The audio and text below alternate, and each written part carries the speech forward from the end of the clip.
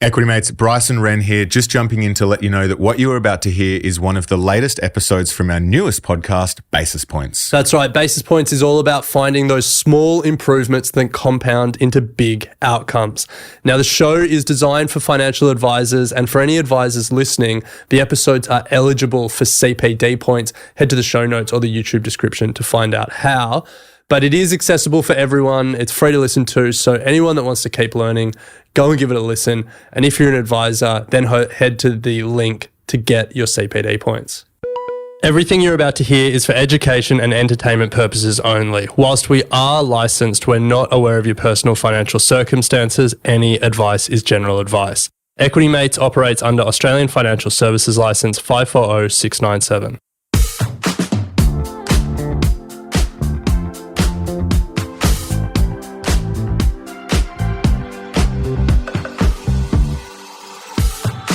Are we entering a golden age of financial advice? Today's guest thinks so. From Equity Mates Media, this is Basis Points, a show that helps advisors find small improvements that compound into big outcomes. I'm Bryce, and with my co-host Ren, today we're speaking to one advisor who runs, in his words, the most efficient, inefficient advice business, and believes we're entering a golden age of financial advice. Ren, good to be with you. Bryce, good to be with you. How could it not be good when we're entering such a golden age? I know. Well, today we are joined by Andrew Hewison, a financial advisor and managing director of Hewison Private Wealth, where he's worked since 2002. And in today's episode, we're going to unpack Andrew's journey in advice to becoming one of Barron's top financial advisors. We're going to talk about his process for building client portfolios, because he's certainly swimming against the tide there. Whilst a lot of the advice industry is moving towards SMAs and model portfolios, Andrew and his team are sticking strong on individually managed accounts. And so we want to pick his brain on why that is the case and what benefits he thinks he gathers. Before we jump into today's episode, though, we would like to say a massive thank you to the launch partners of Basis Points, who without them, we would not be able to provide free content for you. So a huge thanks goes to Orbis, Milford Asset Management, and SIBO. And this episode has been accredited by the Financial Advice Association of Australia for CPD points. So after listening, go to the link in the show notes or the YouTube description to complete a short quiz and get your certificate. But with that said, Bryce, let's get to our conversation with Andrew.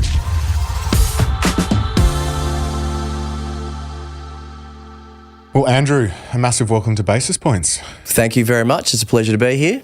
So we've got a lot that we want to unpack today, but we want to start with a sense of who you are and your journey in advice. So take us back to the early 2000s. What really got you interested in advice and what got you started? For me, once the blossoming AFL footy career didn't eventuate as a teenager, I had other aspirations of moving into some kind of sport-related sort of venture, but after doing a few different things and not enjoying it so much, it just so happened that my father was a financial advisor and he's the founder of Hewison Private Wealth, and we celebrate 40 years this October. So, we just had a discussion.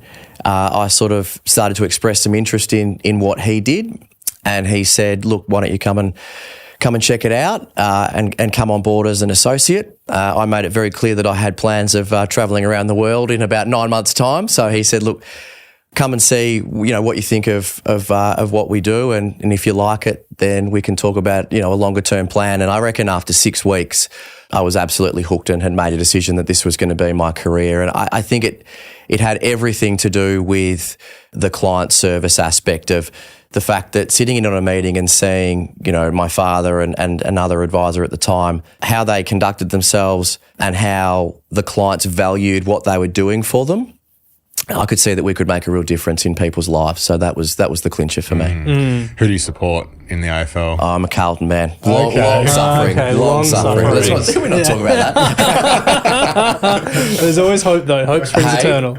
Mate, if it's not this year, we've got big problems, don't worry. So you started there in the early 2000s. Yes. So much has changed between then and now.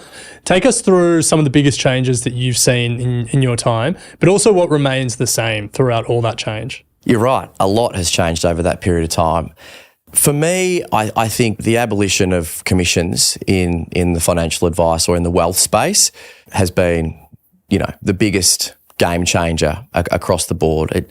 We've been working in this industry over decades to try and move it towards becoming an industry into a profession, and conflicts of interest like that, just there's no place for them. And I think really the other huge change, which, has happened in the last decade, is the change to education standards. And I understand that there are some people that have been around the industry for a long, long time that had their noses really put out of joint. Thankfully, I had to go back to school, but it was only to do an ethics course, a bridging course or a bridging subject. But I think they're the two real key changes. Obviously, the Royal Commission into the banking sector some years ago also, had wide-ranging impacts on the industry. We've made a huge amount of progress. Some would argue we've now probably gone, from a regulatory point of view, maybe we've gone a bit too far, but I'm still overall very supportive of the fact that you can't no longer become an advisor after doing a 6-week course and pretty much be put in front of clients. Like you've got to have a degree, you've got to have other recognised post-grad designations. I think ultimately, if we're going to be the trusted advisor of a client that sits next to the lawyer and the accountant, well, why shouldn't we be as educated? It feels like now, though, it's like the barriers, I wouldn't say are too high, but there feels like there's a severe shortage of advisors in industry. Is that right? Yep, absolutely. And it was always going to happen. Like when you draw a line in the sand, and I'm not here to debate whether, again, I think the line was placed in the right area, but when you draw a line in the sand and say, look, you now have to be over this bar in order to continue to provide advice, that there's going to be a period of time where there's going to be a bit of a black hole left, right? Now, I would say if you want to become an advisor in Australia today, you are stepping into a golden age and a golden opportunity just through simple supply and demand, right? That brings so many opportunities. There was always going to be a period of time where there's going to have to be a bit of catch up. Now, are there enough people going through university and having aspirations of becoming an advisor? I'm not entirely sure. And it is in this period of time, it's to the detriment of the average Australian who might want to get advice, or you're always going to be able to get advice, but of course, supply and demand might dictate you paying more for it. I hope that takes care of itself over a period of time, but it's unfortunately the situation, I think, is one we had to have. Otherwise, you continue to have to accept a lower standard, and we don't want that. Yeah. So on top of the regulatory changes there that you mentioned, technology has changed, new investment products have come to market. Before we started recording today, we were talking about AI and the possibilities of what that might bring to the industry. Yeah. Over your time, how have you found just the best ways to keep on track and keep on top of everything that's changing in the industry so you can always stay sort of close to the edge? Look, it's not rocket science at the end of the day. You have to keep, your ear close to the ground. I think you have to continue to read into industry trends, take note of, certain industry publications, take note of pivotal podcasts. It's a huge form of media, right? You can't, people don't win elections through traditional media sources these days. They get on the podcast circuit. So as we've been trying to tell the major parties. So all forms of media. I'm probably in a fortunate position as the managing director of Hewison Private Wealth, in that I have people around me, like a head of compliance, who while I'm very busy focused on the business and all the different elements, I've obviously got that person who is keeping their finger on the pulse as it relates to changes. Things like CPD, covers a broad range of areas, but a lot of it is, industry updates and industry trends, and, through membership of certain industry bodies, you would hope to get what you require to make sure that you stay up to date and on, and compliant and all those kinds of things.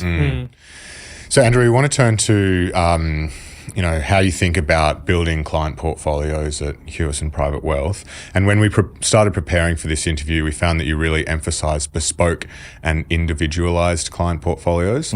Why is this an important point of emphasis? And also, I would have thought whenever you go for personal advice, they would always be individual and bespoke. So how do you differ? Well, you'd be surprised. That's the truth of the matter. Yeah. So when you asked me before about what we've seen change, I'm here to talk about Hewison. So this is not here to talk about how lucky are we or how good are we. I credit my father to the vision that he implemented back when he started Hewison Private Wealth or Hewison Associates back in the day. And again, a lot's changed. Okay, but back then, commissions were rife. So it was, the reality is a lot of it had to do with, which product provider is going to pay me the most money to recommend their product. It's a fact, right? That was an incentive. And then there was also a period of time where people could derive and accept commissions and they didn't have to disclose the commissions and then they didn't actually have to do any work. And we would often see back in the day, we would see clients come to us and they didn't know who their advisor was. And we would point out that advisor's been receiving a certain amount of money over a period of time off the benefit of their portfolio. They had absolutely no idea. When my father established Hewison's, it was always going to be, I'm going to be an independent self-licensed business. Didn't all happen on day one, but within a couple of years. And I'm going to put the client at the absolute front of every decision that this company makes. So I can sit in front of them and without any bias or not having to disclose any conflicts, I can say to them that I'm giving you my best advice that relates specifically to your goals and objectives. So long way of coming back to your question around why individually managed accounts and the like. Our view is that we want to provide absolute bespoke advice to our clients. And what that means is they sit in front of us. And I know goals-based advice is sort of a term that's been used now over the last 5 to 10 years. We've always, philosophically speaking, provided objective-based advice. So a client comes in, they sit in front of us. We understand why they're here, what it is they're looking to achieve over a period of time. We do not then risk profile them. We've never risk profiled a client in our lives. We ask a lot of risk-based questions, and obviously your statement of advice has to represent that. But we believe our job is to, without any restrictions, which is also why we don't use a platform and never have, but without any restrictions, we want to survey the landscape of all the investments that are possible. And we want to construct a portfolio that we can sit in front of the client and say, this is bespoke, it's for you, there's no cookie cutter approach here, and we believe it's going to achieve your goals and objectives. I find that interesting because I'm going through an advice process myself at the moment, and we'd sort of had put the goals down, then had a strategy sort of put back to us with the different types of asset classes that we would go after, very, very detailed, and then a risk assessment. And it felt like, what if my risk profile came out as super low, but the strategy and the goal required pretty, high risk. So I just found that process interesting, and the fact that you're saying you don't do that. It's just an objective outcome. I find really interesting.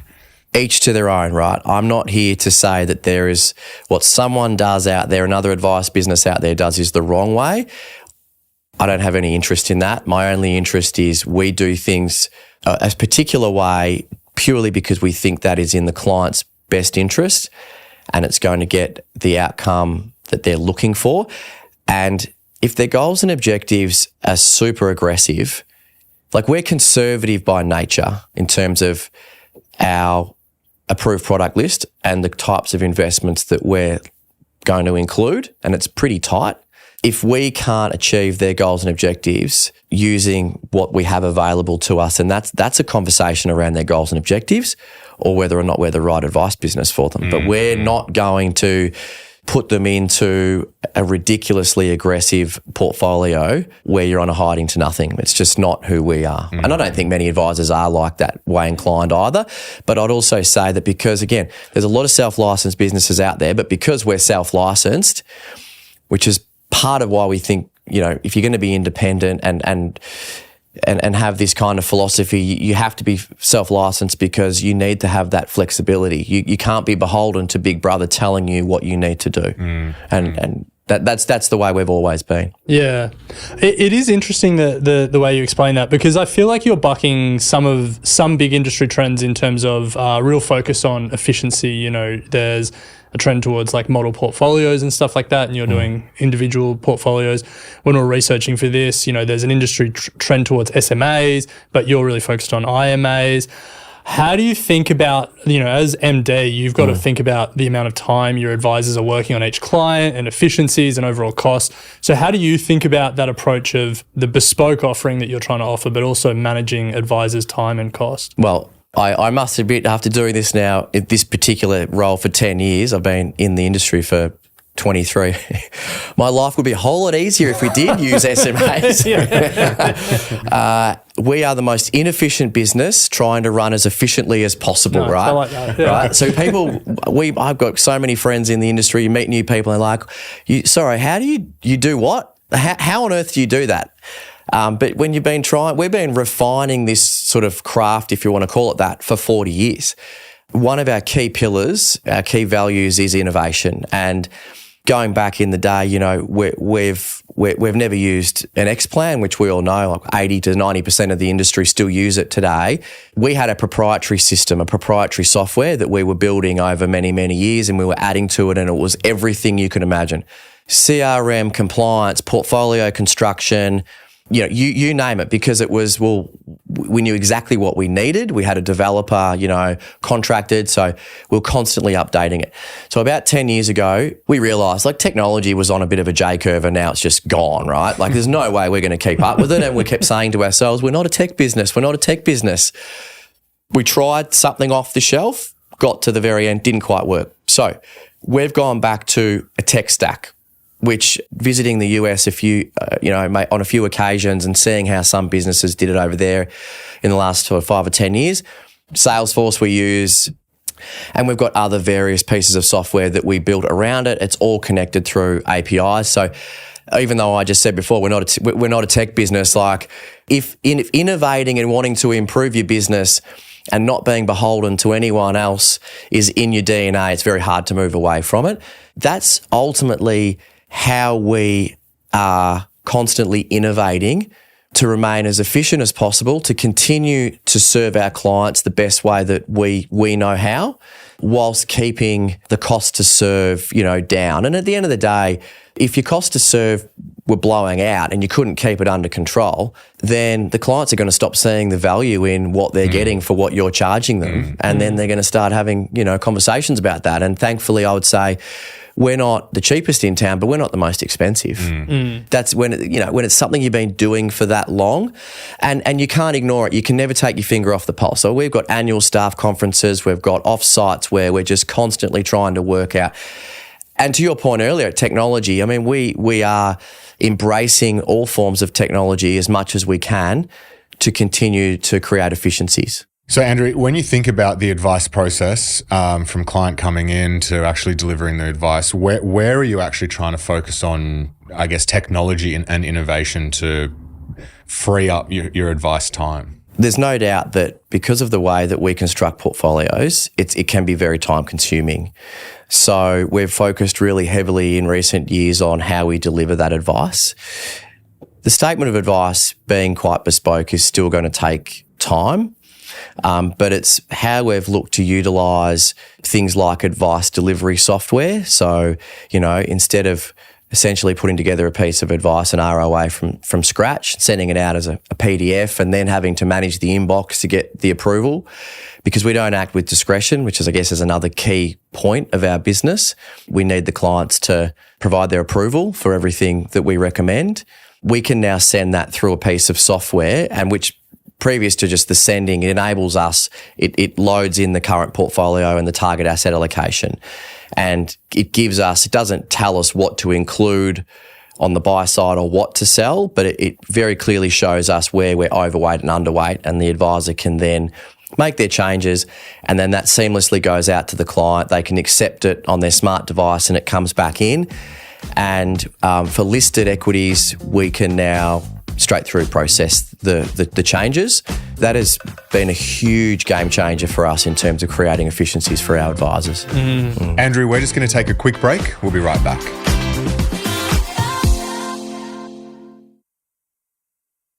Welcome back to Basis Points. We are here with Andrew Hewison from Hewison Private Wealth. So one part of, building bespoke client portfolios and really individualizing them is, assessing the manager and the investment committee that you've built in-house. And we want to turn to that and ask you some questions about that, because a lot of advice businesses would rely on asset consultants and third parties rather than having an in-house investment committee. So before we get to the details about how it works, just talk to us about that from a philosophical level. Why build an investment committee in-house rather than go down some of these other routes?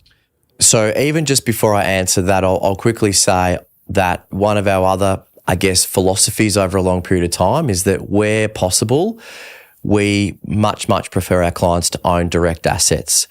I would say around about 75% of our client portfolios are direct ownership.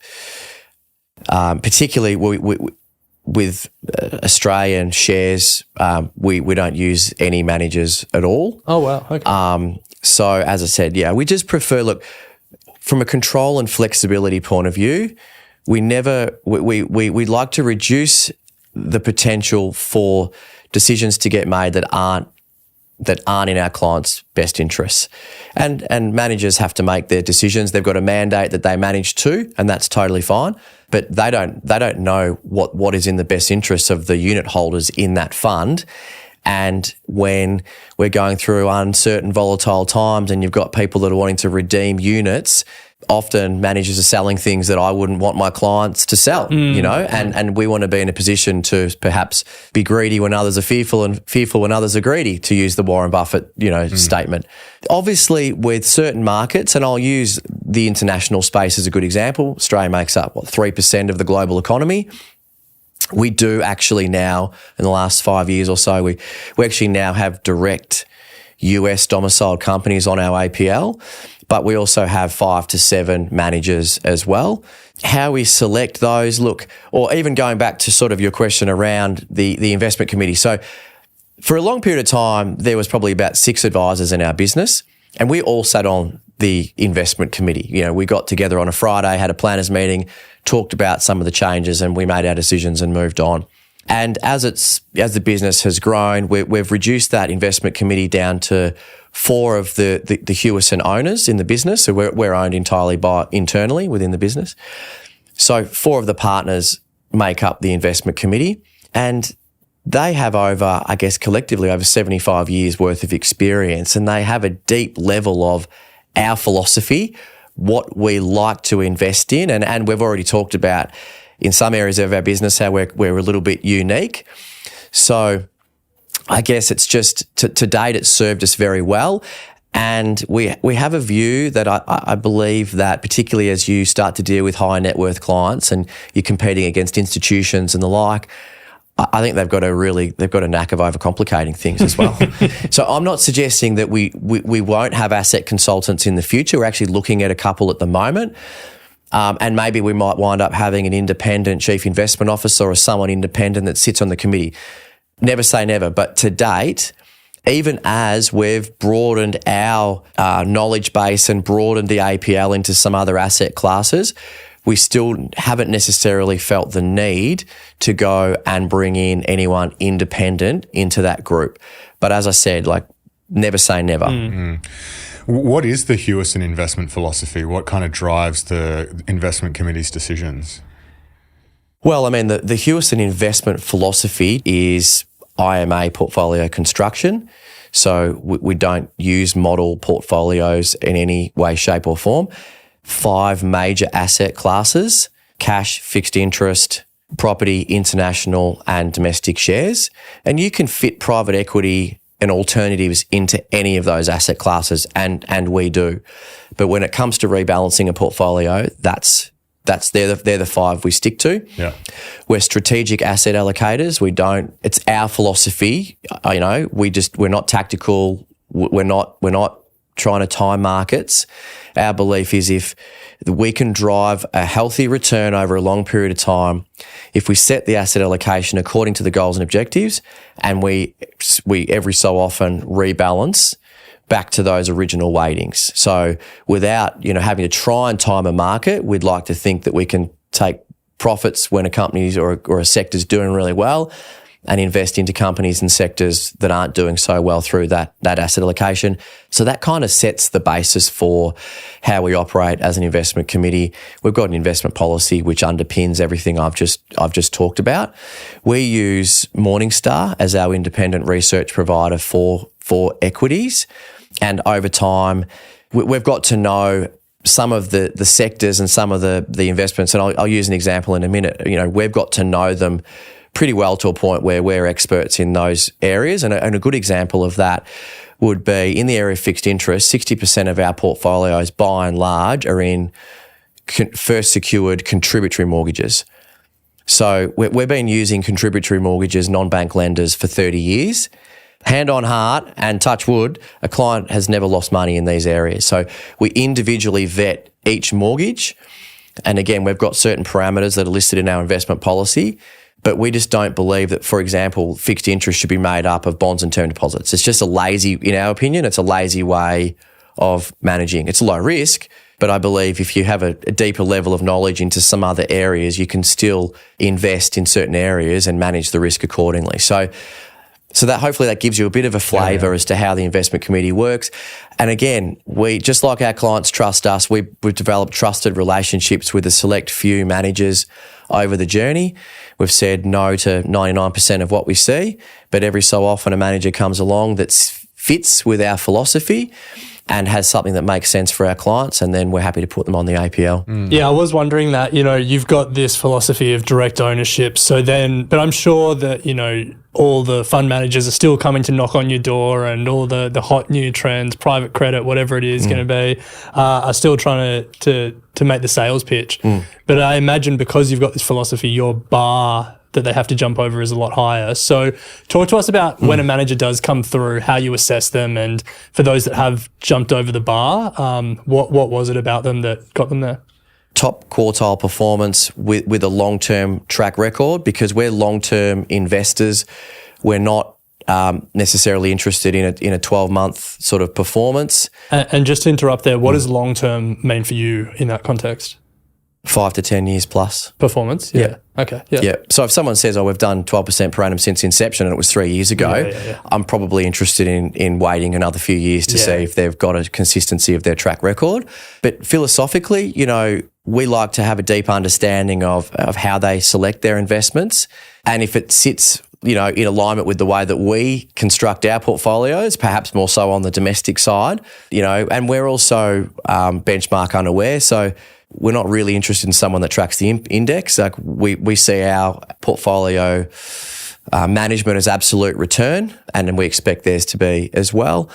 I mean, in terms of, you mentioned private credit before. I mean, a lot of people would classify first non-bank lending, first secured mortgages as private credit. Well, it is private credit. Yeah. So you could argue that even though it's probably been a trend over the last few years, we've actually been doing it for decades. And we do actually now have a few private credit managers on our APL because, quite frankly, they make sense, and the quality of their loan book is extremely high, and there just seems to be, I'm going to call it an arbitrage in the market at the moment, because the banks are just shying away from anything that they don't see as bread and butter. But that's not to say that there's still not great lenders out there, corporates, etc. Other than private credit, are there any other asset classes that you're seeing emerging in Australia at the moment, or that clients are starting to sort of demand more of?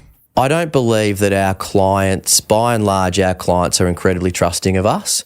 And so they leave it to us to, bring, if there was anything new that they should consider, I think they rely on us to bring it to them. In terms of trends, look, I can only speak to sort of what I see on our approved product list over the last few years, which we didn't have as much of before, and that is private equity. The whole unlisted space, there used to be a bit of a stigma that it was, it was a sector or a part of the alternative space which was all about non-profitable startups. And you're either going to go to the moon or you're going to lose your money. And of course they still exist, but we've been investing with a couple of managers these days over a long period of time who invest in the unlisted side of the market. But in some cases, those companies are just as big as their listed counterparts. There are some opportunities now that we have started to see. And again, you just got to manage the exposure within the portfolios. And we classify high net worth investors as anyone that, has sort of $1.5 to $2 million and above to invest. So even taking it a bit further, I guess, if you're classified as a wholesale investor, that's a high net worth investor to us. There is opportunities for high quality private equity. And again, that's a whole nother podcast as to how you determine that. Probably need to get someone from our investment committee to come and talk about that. But there's a space for that in portfolios. So 10 years ago, I just didn't see those opportunities come across the desk at Hewison Private Wealth. Yeah.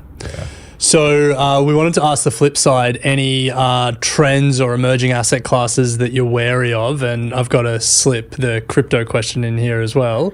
I hadn't thought about crypto when you said that. Well, we don't invest in crypto, but we also don't invest in gold either. Yeah, right. Okay. We like assets that are quite active, that are working for you in the portfolio. And if you're looking at crypto as a store of value, like gold, it's just not really going to form part of our asset allocation. And I guess, again, this is very, I would say individual. I mean, there's going to have a side of the camp either way. But we want things that are backed by fundamentals. We don't invest in the US dollar or currency, for example. We want things that are backed by fundamentals and cash flow. Well, crypto just doesn't do that for us. Yeah. As far as any other trends, look, the only time we're really wary, and again, it kind of comes back to kind of product construction or product manufacturing. I mean, you'll see every now and again, there'll be a theme, right? Like a thematic that has a huge run, and then all of a sudden the product manufacturers are there scurrying around trying to package something up and create something up. Less so now than, in years gone by, but, you kind of have to laugh some of that off. By the time it comes in front of you, it's typically highly structured and hard to understand, and the horse is already bolted. So, whether or not that happens in private credit, it's probably going to at some stage, but it is what it is. So, Andrew, we've got a couple of questions to close, mainly for those younger advisors who are tuning in and thinking about, their career path. What is one piece of conventional wisdom from the industry that you think is incorrect? We manage over 800 self-managed superannuation funds, and I understand that SMSFs are not for everyone. And I would say, just to be very clear, I would say there's probably less than 5 LRBAs contained within those. So they're not SMSFs structured towards property investing. It's literally, again, if control and flexibility is important to a client and maybe they've got other portfolios running in conjunction, right, we would consider an SMSF. But when you think about superannuation as an industry, there is a belief out there, and probably maybe it's driven by retail and industry super funds, some advisors, that, your superannuation is designed to exhaust. The balance is designed to exhaust over the period of your retirement until life expectancy. When we ask that question of our clients, do you want to leave a legacy? Do you want to pass on your investment or to your next generations, or do you want to see it continue to grow? 99% of them say yes. Less than 1% would say, we don't care, it's super, we want to spend it in our retirement. So I think that conventional wisdom says that that's what it's there designed to do, which by virtue of that belief means that you're going to potentially get a pretty lazy strategy in your superannuation fund over time. It's going to exhaust to almost be zero when you die. We don't believe that. We think if you actively manage a portfolio like that, and I'm not suggesting you focus on growth. Obviously in retirement, cash flow is probably the most important thing. But if you want to offset the impact of at least inflation and have some money there on the side if you need to buy a new car or take a significant holiday without diminishing the balance over time, you need to take a more active approach to that strategy. So hopefully that answers the question. That's just my opinion. Yeah, it's a good one. Yeah. No, it's a good one. I think the next, our generation coming up and getting advice and thinking about super is, we're really one of the first generations to have super all through our working life at that, 10, 11, 12, 13%. So it's going to be a big conversation in the next few years, I imagine. Yeah, absolutely. I mean, and that's another reason why you asked it initially around young advisors coming into industry or the shortfall. I mean, you look at the amount of money that's coming into superannuation, compulsory superannuation. The amount of people that they're going to rely on an industry fund or a retail fund, but one day they're going to pick up the balance and go, wow, that's my money. Yeah. Maybe I need an advisor to be guiding me through that. And that just creates more opportunity for this sector. Yeah. It's crazy. If anyone is listening and isn't an advisor yet, it feels like there's a good job opportunity if they want to go down that path. Mate, honestly, it's one of the greatest things. If you're into numbers to a degree, I think a lot of people go, we hear this so often, isn't it like being an accountant? It's nothing like being an accountant. And similarly, accountancy is, about relationships as well, but we're in the relationship business, right? Like, yes, you have to have a pretty good knowledge of analytics and data and numbers and so on and so forth. But, I wasn't a Rhodes Scholar at school and as a relation to further maths or, math methods or whatever it is. But what got me into this was the relationships, and the ability to be able to make a big difference in someone's life. So I look at that and think there's so many opportunities for people if they actually knew what being a financial advisor was really about. And then one final question on this theme. If you could give one piece of advice to young advisors out there or people who, after listening to this, are now considering becoming an advisor, what would that piece of advice be? I would say it's initially do your research when you're looking to apply for roles, and make sure that you ask a lot of questions about the culture of the organisation that you're talking to, and just make sure that you're aligned with the culture and the values of the business. From then, once you're in the seat, whether you're an associate and you're working to become an advisor or you're a newer advisor, I know this might sound boring, but I would just encourage people to put your head down and work hard. Keep an open dialogue with your boss, your manager, your peers about where you want to be. I find it's really not actually that difficult to stick out from the crowd these days, because a lot of people are I don't want to say they're cruising, but I just see it's not rocket science. If you really want to get ahead, it's about putting in, you don't have to do long hours. We don't profess to do long hours in our business.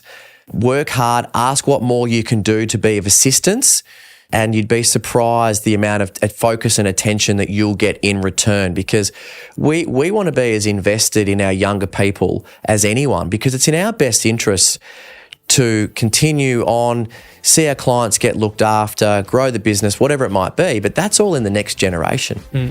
As I said earlier, the opportunity's never been better for someone who wants to forge a career. Yeah, the golden age, as you coined it. So, Andrew, thank you so much for joining us. We have run out of time, but we do certainly appreciate it.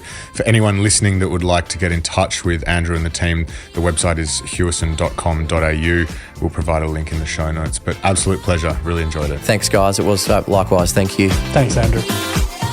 Well, that brings us to the end of today's episode. A reminder that it is accredited by the FAAA for CPD points. So go to the link in the show notes to complete a short quiz and you can get your certificate. And a massive thank you to our launch partners who have made Basis Points possible and help us keep all of our content free. Thank you to Orbis, to Milford Asset Management, and to SIBO. You have been listening to an Equity Mates Media production. In the spirit of reconciliation, Equity Mates Media acknowledges the traditional custodians of country throughout Australia and their connections to land, sea and community. We pay our respects to their elders past and present and extend that respect to all Aboriginal and Torres Strait Islander peoples today.